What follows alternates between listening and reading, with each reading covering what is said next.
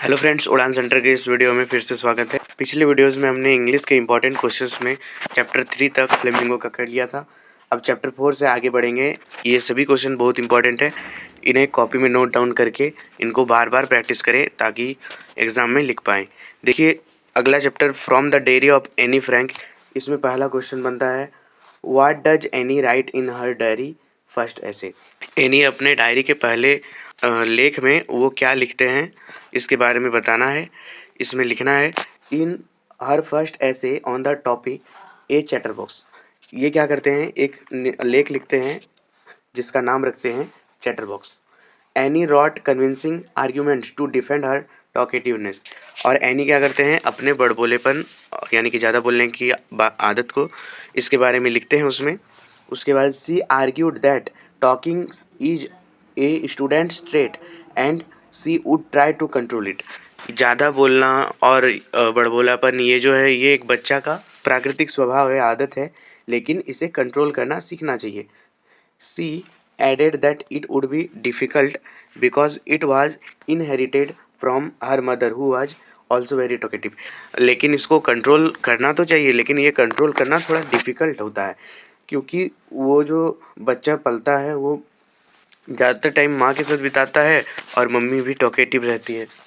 इसके बाद हमारा अगला question, paper has more patience than people, explain justify. ये क्वेश्चन भी बहुत इंपॉर्टेंट है।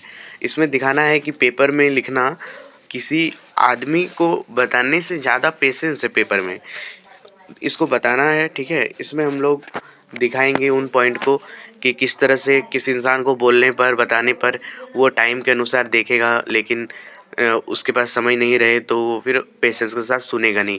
लेकिन पेपर में आप अपना हर बात को लिख सकते हैं। Annie felt that paper has more patience than people because she could confide completely in diary without fear of being judged or interrupted। Any इसमें कहते हैं कि पेपर में लिखने पर हम लोग कोई भी बात को किसी के द्वारा बिना किसी जज किए हर एक बात को लिख सकते हैं। और unlike people who might loss interest और क्रिटिसाइज। और इसमें आप जब अपने बातों को लिखेंगे तो इसमें ना तो आपको कोई इसके लिए टोकेंगे और ना ही कोई हंसेंगे, बल्कि पेपर में आप आराम से लिख सकते हैं और पेपर आपका वो बात को एक्सेप्ट करेगा क्योंकि लिख रहे हैं तो पेपर में लिख रहे हैं। उसके बाद paper would listen to all thoughts and feelings patiently. Paper जो होता है वो धैर्यपूर्वक सारे आपके इमोशंस को, भावनाओं को अच्छे से सुनेंगे और समझेंगे।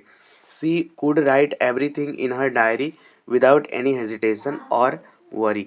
और इसमें पेपर में हम लोग अपना हर बातों को बिना किसी डर का या हिचक का इसमें दर्शा सकते हैं। हमारा नेक्स्ट क्वेश्चन है give a brief sketch of Annie's life. इस क्वेश्चन में हमें एनी के लाइफ के बारे में एक संक्षिप्त रूप में लिखना है। इसमें Anne Frank was a young Jewish girl living in Amsterdam during the Nazi occupation. जो एनी फ्रैंक है एक युवा लड़की है जो एम्स्टर्डम में रहते हैं और ये नाज़ीवादी हैं। ठीक है, इसमें आगे लिखना है she was born in Germany but moved to Holland with her family to escape Nazi prescription. ये जर्मनी में इनका जन्म हुआ है लेकिन रहते हैं हॉलैंड में, किसके साथ, फैमिली के साथ। She was lively intelligent and cheerful. वह बहुत ही बुद्धिमान है यानी कि तेज है, और चीयरफुल यानी कि खुश रहने वाली है। Loved to talk and had many friends at school. ये बोलने में इनको अच्छा लगता है। Annie was thoughtful and introspective often feeling like lonely despite being surrounded by people because she lacked a true. इसके पास बहुत सारे दोस्त हैं, इनको किसी काम में मदद चाहिए या फिर किसी काम में साथ चाहिए तो फिर ये खुद को अकेला पाते हैं, सच्चा दोस्त इनका नहीं है। She started writing a diary named Kitty to express her intermost thoughts and feeling. वह एक डायरी लिखते हैं जिसका नाम रखते हैं किट्टी। इसमें वो अपना मन के भावों को लिखते हैं, उन छिपे भावों को जो अपने दोस्तों को नहीं बता सकते थे। हमारा अगला क्वेश्चन इसमें बनता है why does Annie want to keep a diary. Annie एक डायरी क्यों लिखना चाहता है। इसको एक और क्वेश्चन के रूप में इस तरह भी दिया जाता है what made Annie decide to write a diary, कि कौन सा बात एनी को डायरी लिखने के लिए प्रोत्साहित किया या लिखने का जरूरत पड़ा। इसमें हमें लिखना है Annie wanted to keep a diary because she had no real friend. Annie इसलिए डायरी लिखते हैं क्योंकि इसके पास कोई भी अब सच्चा दोस्त नहीं है। with whom she would share her deepest thoughts and feelings. ऐसा कोई दोस्त नहीं है जिससे वो मन का बात बता सके. She believe that paper would have more patience than people. इनको लगता है कि बस पेपर ही होता है जो धैर्यपूर्वक सारे बातों को सुनेंगे, क्योंकि लोगों के पास तो टाइम नहीं है कि वो आपके बात सुनेंगे, इसलिए ये लिखते हैं कि paper has more patience than people. अगला question, why did Mrs Keesing ask Anne to write an essay. Mr Keesing Anne को क्यों पूछते हैं कि तुम ऐसे लिखना शुरू करो, यानी कि डायरी बनाना शुरू करो. Mr Keesing asked Anne to write an essay as punishment for talkative excessively in class. Keesing जो है वो इसलिए इनको पनिशमेंट देते हैं ऐसे लिखने का, निबंध लिखने का, क्योंकि एनी का आदत है कि वह बहुत ज़्यादा बोलती है क्लास के बीच, बहुत ज़्यादा बोलती है. He wanted to make her reflect on her talkative behaviour and control it. और वो इसलिए बोलते हैं ताकि ऐसे लिखने जाएंगे तो फिर उनका ध्यान टॉकेटिवनेस से हट जाएगा और वो अपना लिखेंगे. हमारा अगला question, why was any an intelligent girl? Comment. She clearly turned her punishment into opportunities by writing humorous and convincing essays and impressed Mrs. Kissing. Mr. Kissing उनको पनिशमेंट दिए थे ज़्यादा बोलने के लिए कि तुमको ऐसे लिखना है, तब ये इस चीज़ को ऐसे लिखने का कला से खुद के मन के भाव को लिखना शुरू किए और उसके बाद इन्होंने सारे भावों को लिखने का क्षमता रखा. Her witty arguments about her talkativeness showed her sharp mind and creative thinking ability. इनका बड़बोलापन परेशान कर सकता है लेकिन रचनात्मक शक्ति दिखाते हैं. ग्लिम्पस ऑफ इंडिया इसका पहला चैप्टर पार्ट 1 है. Baker from Goa. इसमें क्वेश्चन बनते हैं कुछ इस तरह से, why is bread an important part of Goan life. Goa के लोगों के लिए ब्रेड का इम्पोर्टेंस क्यों है, ये क्वेश्चन बहुत पूछा जाता है. इसको लिखना है, bread holds a significant and traditional place in Goan life and culture.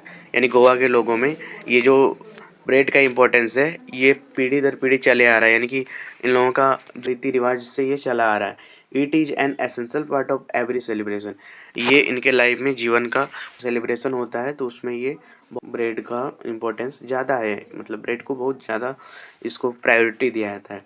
Whether it is marriage, चाहे वो शादी हो, क्रिसमस और एनी अदर फेस्टिवल, शादी हो, क्रिसमस हो या कोई और festival, the bol a special sweet bread is must for Christmas and other festival.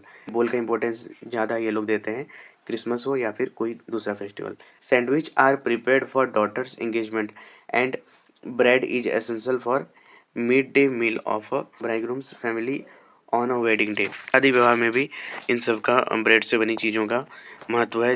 The arrival of the baker every day was ईगरली awaited bye children and. और बेकर का आने का बच्चे भी बहुत बेसब्री से इंतज़ार करते हैं.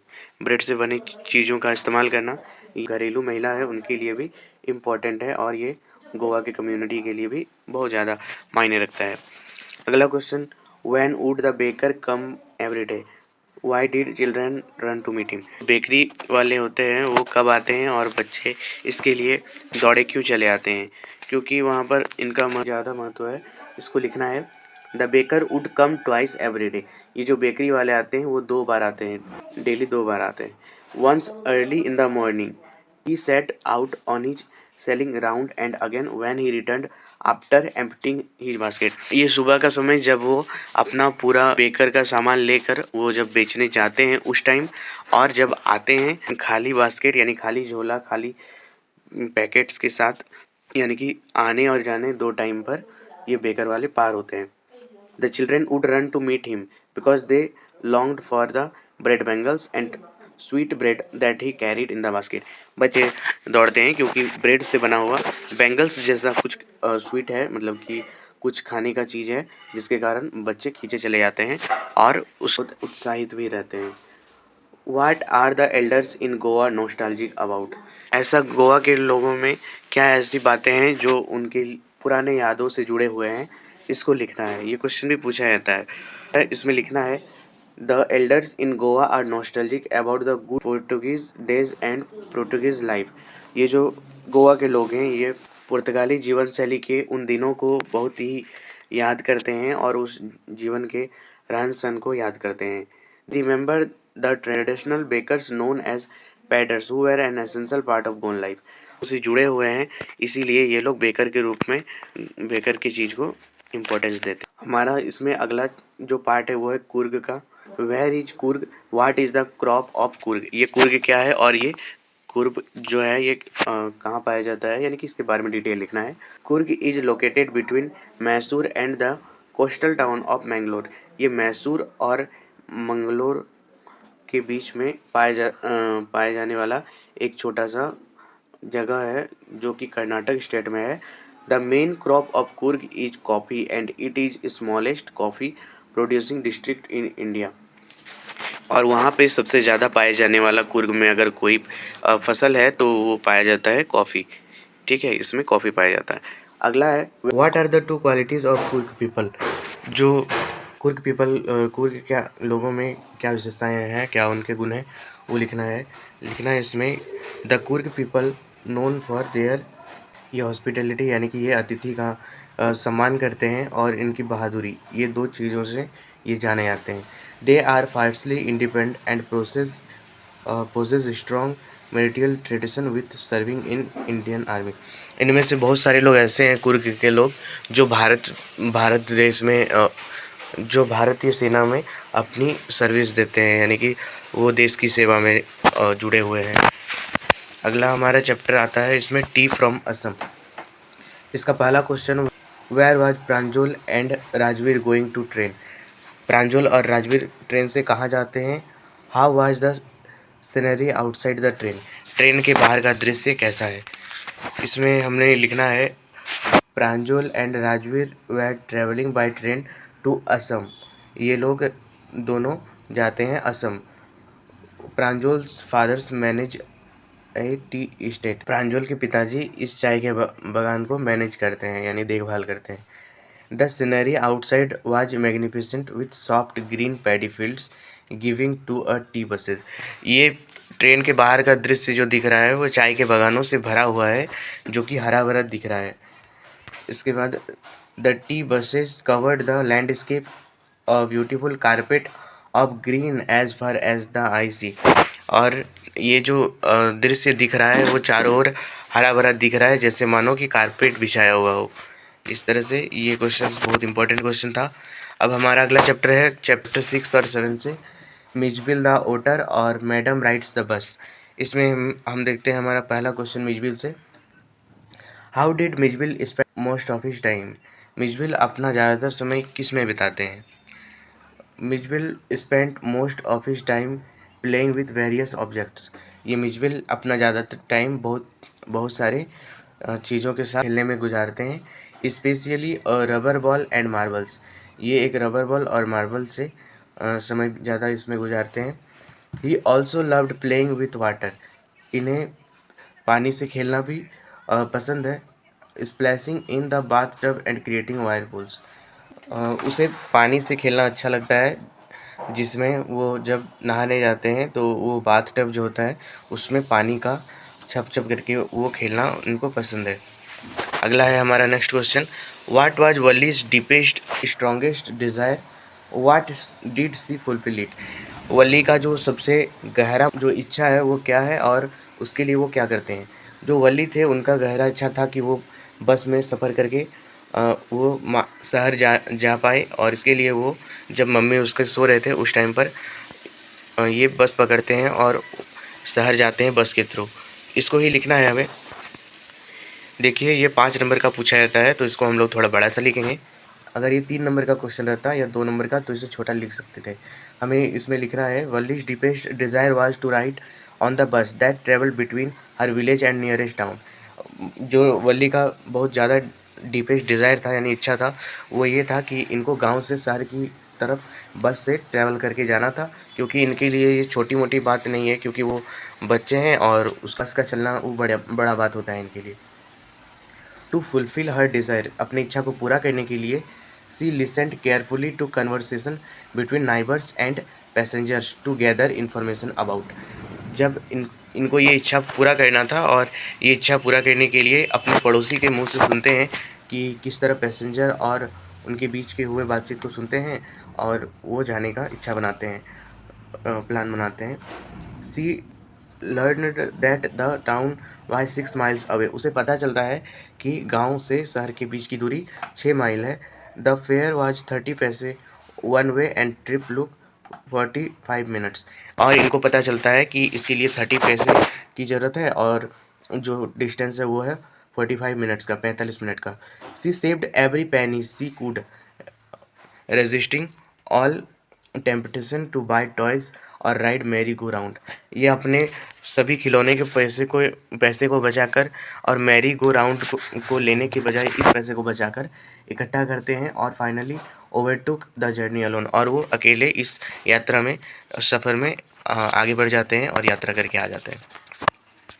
इस तरह से हमें ये क्वेश्चन लिखना था। How did Wali save up money for her first journey, was it easy for us. इसमें क्वेश्चन पूछा जाता है कि वली कैसे अपना पैसे का सेविंग किया पहला यात्रा तय करने के लिए, और क्या ये सफ़र आसान था। इसको लिखना है हमें। इसमें हम लिखेंगे Valli saved up money by exercising great self control and discipline. यानी कि ये अपने अंदर के सेल्फ कंट्रोल को बढ़ाते हैं, अपने मन को समझाते हैं और पैसे को बचाना शुरू करते हैं। She clearly carefully holded every coin that came her way.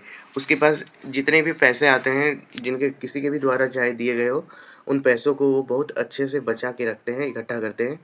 Resisting all temptation to spend on peppermints toys और इवन मेरीगो राइड। यानी कि पेपरमिंट टॉयज और मेरीगो राउंड राइड के पैसे को बचाते हैं। No it was not easy for her as she had to sacrifice many small pleasure. ये सफ़र उनके लिए आसान नहीं था, क्योंकि उनको अपने हर छोटे छोटे आनंद को त्याग कर इस पैसे को इकट्ठा करना पड़ा। हमारा अगला, what was Valli's favourite pastime. ये क्वेश्चन बहुत ज़्यादा पूछा जाता है कि वली का फेवरेट पास टाइम क्या था। इसके बारे में हमें लिखना है।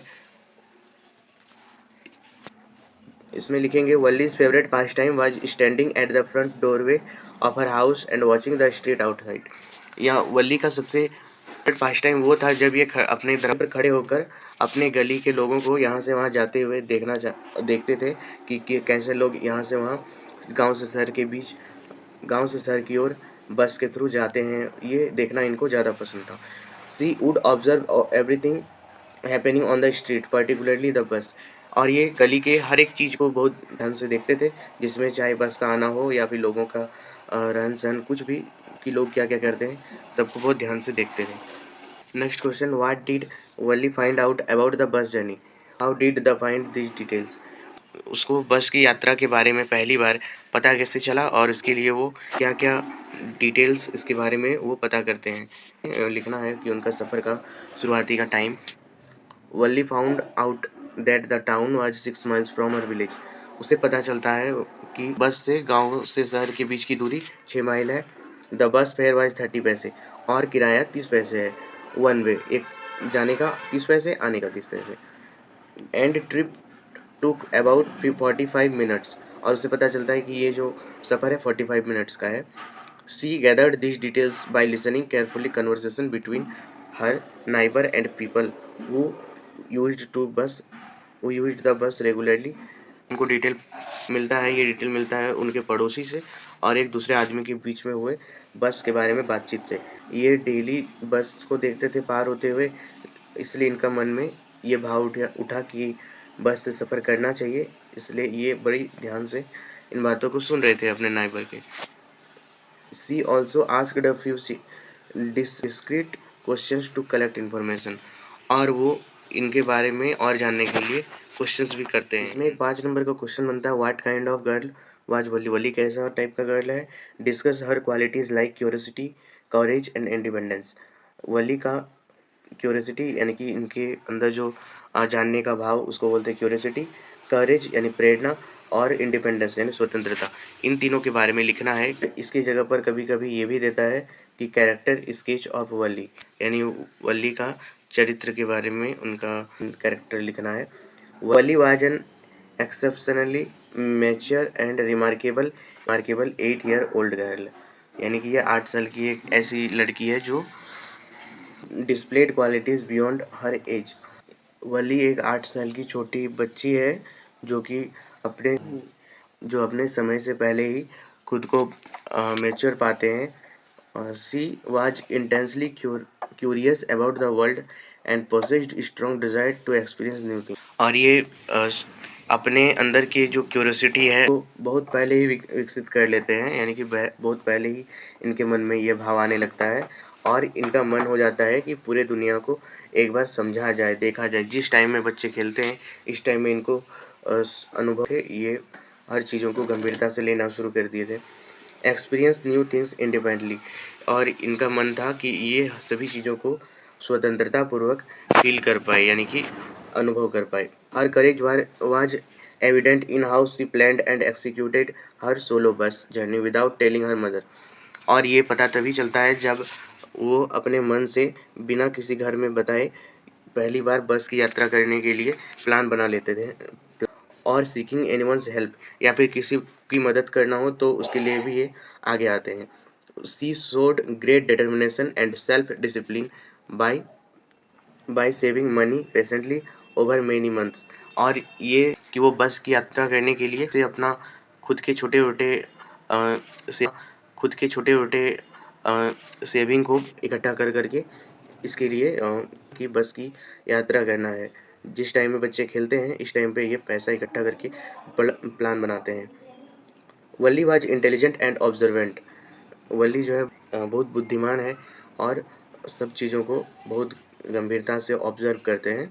Gathering information carefully and planning details of her. जिस टाइम में बच्चे खेलते हैं उस टाइम पर ये दूसरे के मुंह से सुने हुए डिटेल्स को सही से एनालाइज करते हैं और फिर अपना बस की यात्रा के लिए इतना सब करना एक छोटा बच्चा के लिए आम बात नहीं है। हमारा अगला चैप्टर है dust of snow and fire and ice. हमारे बनाए हुए क्वेश्चंस का आंसर थोड़ा लॉन्ग हो सकते हैं, इसलिए आप चाहे तो अपने से भी लिख सकते हैं बना के। आपके अपने से बनाए हुए नंबर पर भी जैक बोर्ड उतना ही नंबर देता है जितना कि नॉर्मली लिखना चाहिए, है ना। आपका टोन सही होना चाहिए कि आप क्या लिखना चाहते हैं, बाकी आप यहाँ हिंट के रूप में ज़रूर देख सकते हैं। हमारा अगला क्वेश्चन है what is dust of snow, what does the poet see has change the mind या मूड। इसमें क्या है कि डस्ट ऑफ स्नो क्या है, यानी बर्फ़ का जो टुकड़ा गिरा था लेखक कवि पर, वो क्या है और वो कैसे कवि का मन को मूड को बदलते हैं। इसमें हमें लिखना है a dust of snow refers a fine particles of snow that fall from a tree. ये जो डस्ट ऑफ स्नो है ये बर्फ़ का छोटा पार्टिकल है, टुकड़ा है जो पेड़ से गिरता है। किसके ऊपर? पोएट के ऊपर। The poet says when a crow shook down dust of snow from a hemlock tree. और ये जो डस्ट ऑफ स्नो गिरता है ये एक हेमलॉक ट्री से गिरता है, हेमलॉक का पेड़ है उससे गिरता है। It changed his sad mood into a cheerful one. और ये कवि के उदास मन को एक तरोताजगी से भर देता है। What do the people say about the ending of the world, what is the poet stand. इसमें पूछा गया है कि कवि के अनुसार लोगों के अनुसार पृथ्वी कैसे समाप्त हो जाएंगे, और इस पर कवि का क्या कहना है कि किस तरह से फायर से ख़त्म हो सकते हैं दुनिया, और दूसरा किस तरह से आइस से ख़त्म हो सकते हैं। यहाँ फायर और आइस के लिए दूसरा अलग अलग मीनिंग है, आइए देखते हैं इसका। People have different opinions about how the world will and. यानी लोगों के अनुसार पृथ्वी के ख़त्म होने का दो अलग अलग कारण है। Some believe the world will end in fire. कुछ लोग मानते हैं कि पृथ्वी खत्म होंगे फायर से, फायर यानी कि आग से। While others think it will end in ice. कुछ लोग मानते हैं कि ये बर्फ से खत्म होगा। The poet agrees with those who favour fire comparing it to desire. यहाँ पर जो कवि है वो कहते हैं कि ये पृथ्वी फायर से ही खत्म होंगे, और यहाँ पे फायर का मतलब डिजायर बताया गया है। But also acknowledge that ice representing hatred. Ice को यहाँ पे घृणा को दर्शाया गया है और फायर को यहाँ पे डिज़ायर को दर्शाया गया है। Would be equally sufficient to destroy the world. यही दो कारण से पृथ्वी समाप्त हो सकता है। ठीक है, हमारा अगला क्वेश्चन है, पूछा गया है कि how will the world end twice. पृथ्वी कैसे दो बार खत्म हो सकता है। इसमें हमें लिखना है according to the poet the world can end in two different ways. यानी पृथ्वी दो तरीके से खत्म हो सकता है। It can end through fire which represent human desire. यहाँ पे एक फायर की वजह से ख़त्म हो सकता है। यहाँ पे फायर का मतलब आदमी का डिज़ायर, इच्छा। फायर को डिज़ायर से दिखाया गया है। एंड पैसन और थ्रो इज इट और थ्रो आइस। विच सिंबलाइज हेट्रेड। और दूसरा बर्फ बताया गया है कि बर्फ से खत्म हो सकता है। यहाँ बर्फ का मतलब हेट्रेड यानी कि एक दूसरे से घृणा, नफरत एंड इंडिफरेंस। और इस तरह दो अलग अलग तरीके से पृथ्वी के खत्म होने का बात किया गया है इसमें। अगला है according to Robert Frost what do fire and ice stand for. यहाँ फायर एंड आइस इसका दोनों का क्या मतलब है, तो इसमें हमें लिखना है कि फायर जो है वो डिज़ायर है। According to Robert Frost fire stands for desire and greed, while ice stands for hatred. और आइस को यहाँ पे हेट्रेड बताए हैं और फायर को डिज़ायर बताए हैं। अगर बस इतना भी लिखकर आप इसका उत्तर दे सकते हैं, वरना पे आगे लिख सकते हैं। ठीक है, आगे के क्वेश्चंस को हम लोग नेक्स्ट वीडियो में करेंगे। तब तक अपना ध्यान रखिए, और आपका कोई भी सुझाव या फिर कुछ भी क्वेश्चंस है तो ज़रूर कमेंट करिए हमें।